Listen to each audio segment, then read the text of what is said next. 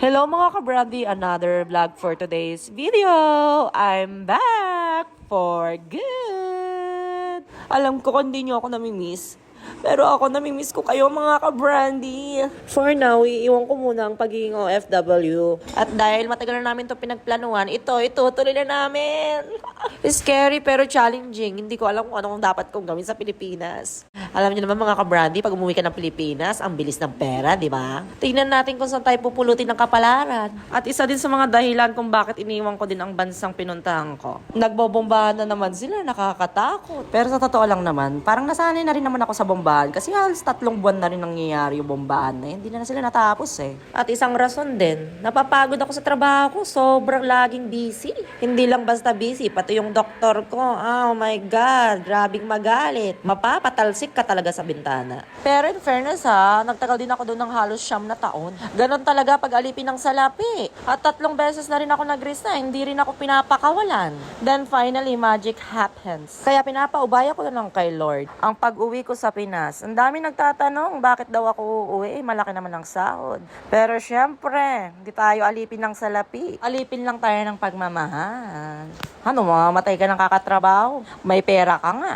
May sakit ka naman. Pero hindi naman hindi ko sinasabing hindi importante ang pera. Importante pa rin naman pera. Pero ang mas pinaka-importante kasi ang happiness. Total, bata-bata pa naman ako. Marami naman akong pwedeng gawin.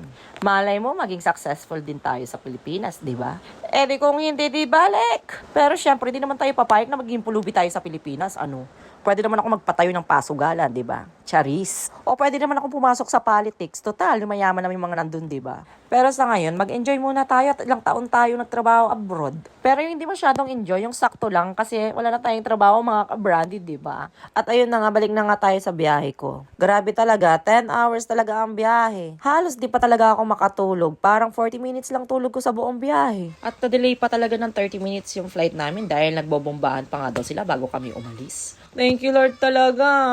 Hindi nag-cancel yung flight ko. Love na love talaga ako ng Lord. Kasi kinabukasan, nag-cancel lahat ng flights eh. Pero syempre, hindi naman ako sobrang masaya kasi apektado din yung mga gustong umuwi, diba? At after 10 hours na flight, nakarating na rin ako sa airport. Finally, it's magic! At hindi lang yan ang plot twist. At may bago din kaming tirahan. Di muna kami titira sa Cavite or Pangasinan. Dahil nga may ibang plano si Lord. Magiging pasyalan na lang talaga ang Pangasinan, Bicol at Cavite. Kaya mag-aantay na lang tayo ng holidays. Kaya first day ng Pinas, new place, new home. Kaya nakaka-excite din kasi hindi ko din alam yung lugar. Dito tayo matcha-challenge mga ka-Brandy. Explore natin ang Subic. At kinaumagahan nga, pumunta nga kami ng Cavite kasi kinuha namin yung mga gamit para sa dalaga naming magka-college na. At kumuha na rin kami ng mga gamit para sa aming bagong titirhan. At bago kami umuwi ng Subic, dumuhan kami ng Caloocan para kunin namin itong mga tuta. Sa totoo lang naman, di talaga ako pet lover. Mapapasubo ako dito ah. Yung mag-ina ko lang talaga ang gustong mag-alaga ng mga aso. Anong gagawin? Majority wins, di ba? Malay mo, may himalang mangyari at magustuhan ko rin naman sila. So yun muna mga ka-Brandy. See you on my next video!